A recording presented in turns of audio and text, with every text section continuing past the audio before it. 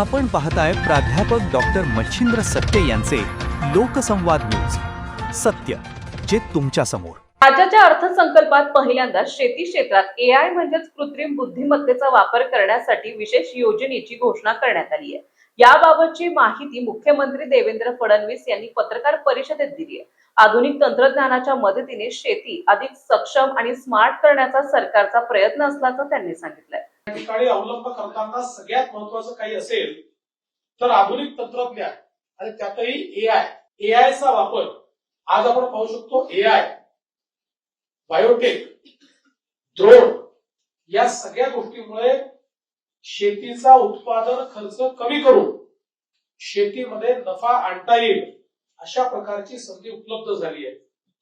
आणि एआयच्या माध्यमातून तर माती परीक्षणापासून तर फ्लॉवरिंग स्टेज पर्यंत सगळं जे काही लाईफ सायकल आहे याचं मॉनिटरिंग करता येतं. आणि म्हणून त्याचा वापर करण्याकरता पहिल्यांदा योजना ही या अर्थसंकल्पामध्ये या ठिकाणी सादर झाली आहे. आणि त्यासोबत आमच्या सरकारचे महत्वाचे प्रकल्प म्हणजे जलयुक्त शिवार टप्पा 2 आणि नदीजोड प्रकल्प या दोन्ही प्रकल्पांकरता भरीव अशा प्रकारची तरतूद या अर्थसंकल्पाने या ठिकाणी केलेली आहे.